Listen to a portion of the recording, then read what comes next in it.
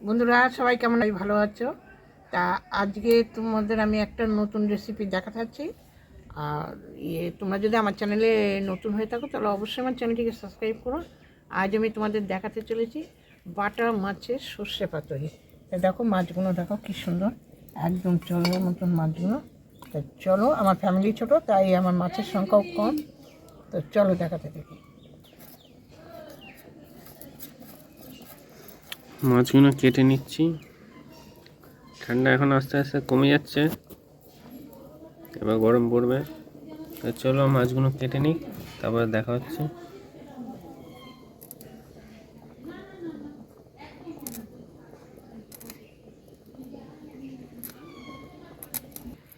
আবার কবে কি দেখো এটা দেখ।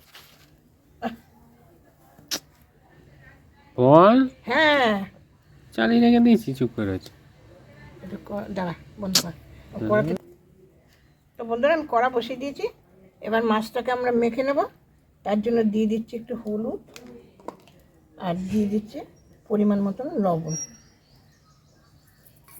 তো চলো মাছটাকে ভাজি।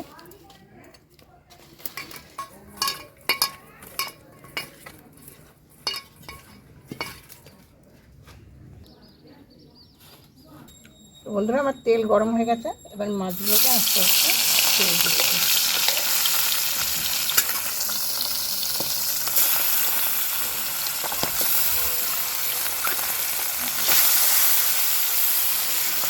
ভেজে নিই মাছগুলোকে, তারপর আবার দেখা হচ্ছে তোমাদের সঙ্গে। তো বন্ধুরা আমি দেখো মাছটা কি সুন্দর করে ভেজে নিয়েছি। এবার আমি দিয়ে দিচ্ছি অল্প কটা কড়াইশুঁটি।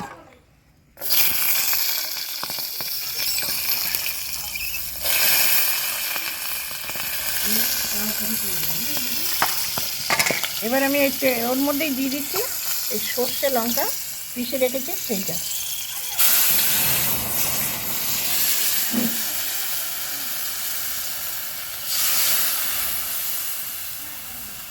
এর মধ্যে দিয়ে দিচ্ছি পরিমাণ মতন লবণ।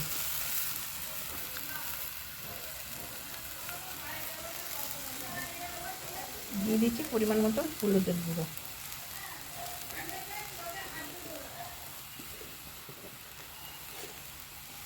দিয়ে দিচ্ছি একটু স্বাদ মতন চিনি। এবার আমি মাছগুলোকে এর মধ্যে ঢেলে দেবো।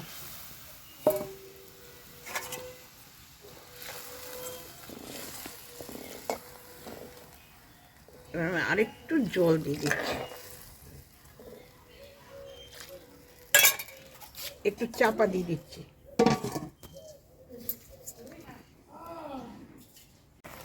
তো বন্ধুরা এবার আমি ঝোলটা রাখো কি সুন্দর ফুটে উঠেছে, আমি ঝোলটা নামিয়ে খুলে দিয়েছি। এবার আমি দিয়ে দেবো ধনে পাতাগুলো। ধনে পাতা কুচিয়ে রেখেছি, এই ধনে পাতাগুলো আমি এরপরে দিয়ে দেবো।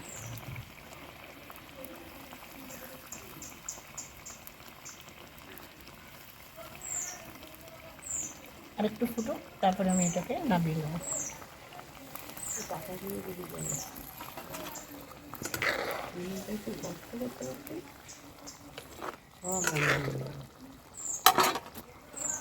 কালারটা কি সুন্দর এসছে।